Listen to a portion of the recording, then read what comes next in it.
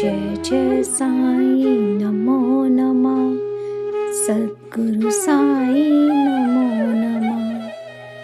Om Sai Ram. By the grace of Baba's blessings, I have been given this opportunity to read the Sai SatCharitra for all of you. Om Sai Ram. Today we'll be reading chapter 21, stories of 1st V.H. Thakur, 2nd Anantrao Patankar, and 3rd Pandharpur Pleader. In this chapter, Hemant Pant relates the stories of Vinayak Harishchandra Thakur, B.A. Anantrao Patankar of Pune, and a pleader from Pandharpur. All these stories are very interesting, which, if carefully read and grasped, will lead the readers on to the spiritual path. Preliminary. It is a general rule that it is our good luck in the form of accumulation of merits of past births that enables us to seek the company of saints and benefit thereby. As an illustration of this rule, Hemant Pant gives his own instance. He was a resident magistrate of Bandra, a suburb of Mumbai, for many years. A famous Mohammedan saint named Pir Maulana was living there, and many Hindus, Parsis, and many others who followed different religion used to go to him and take his darshan. His mujawar, that is priest by name Yunus, pressed Hemant Pant many a time for going to see him, but for one reason or the other he was not able to see him. After many years, his turn came and he was called to Shirdi, where he was permanently enrolled in Sai Baba's Darbar. Unfortunate fellows do not get such contact of the saints. It is only the fortunate ones that get it. Institution of Saints. There have been institutions of saints in this world from time immemorial. Various saints appear, incarnate themselves in various places to carry out the missions allotted to them. But though they work in different places, they are, as it were, one. They work in unison under the common authority of the Almighty Lord and know fully well what each of them is doing in his place and supplement his work where necessary. An instance illustrating this is given below. Mr. Thakur. Mr. V.H. Thakur, B.A., was a clerk in the revenue department, and he once came to a town named Vadgaon near Belgaon, South Mysore country, along with a survey party. There he saw a Kanarisi, Saint Appa, and bowed before him. The saint was explaining a portion from the book Vichar Sagar of Nishchal Das, a standard work on Vedanta, to the audience. When Thakur was taking his leave to go, he said to him, "You should study this book, and if you do so, your desires will be fulfilled. And when you go to the north in the discharge of your duties in future, you will come across a great saint by your fortune, and then he will show you the future path and give rest to your mind and make you happy." Then he was transferred to Junnar, where he had to go by crossing Nahane Ghat. This ghat was very steep and difficult, and no other conveyance other than a buffalo was of use in crossing it. So he had to take a buffalo ride through the ghat, which was much inconvenient to him.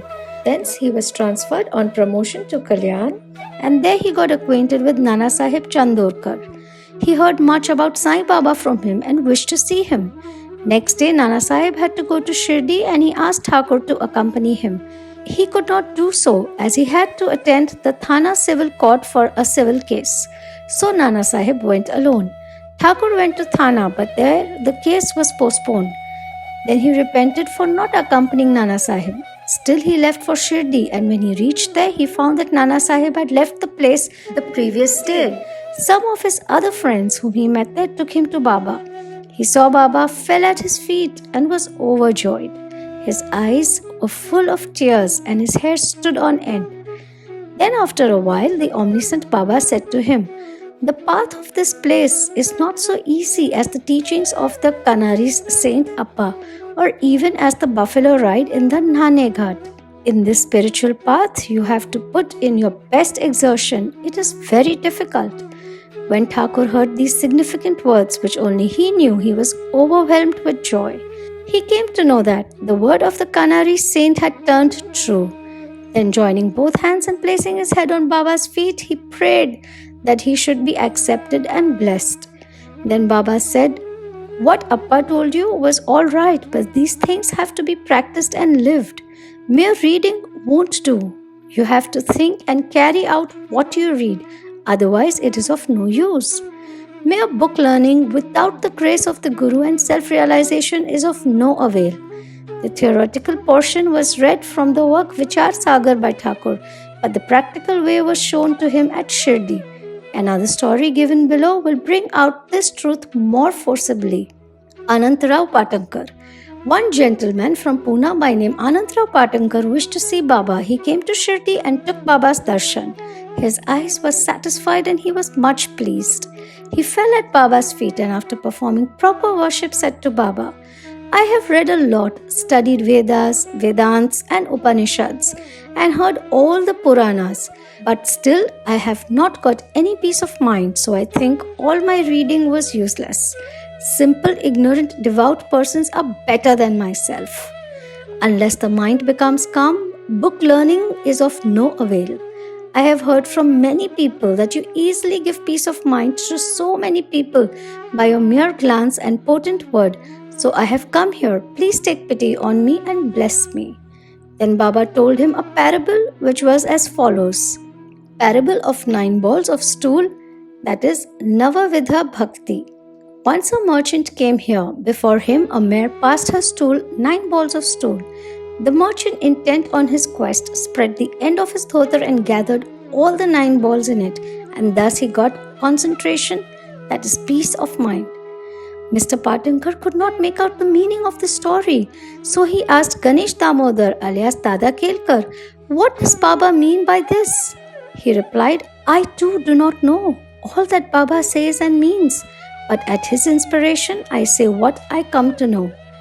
The mare is God's grace and the 9 balls excreted are the 9 forms or types of bhakti, namely, first Shravan, that is hearing, second Kirtan, that is praying, third Smaran, that is remembering, fourth Padasevan, that is resorting to the feet, fifth Archan, that is worship, sixth Namaskar, that is bowing, seventh Dasya, that is service, eighth Sakhyam, that is friendship, and 9 is Atma Nivedan, that is surrender of the self.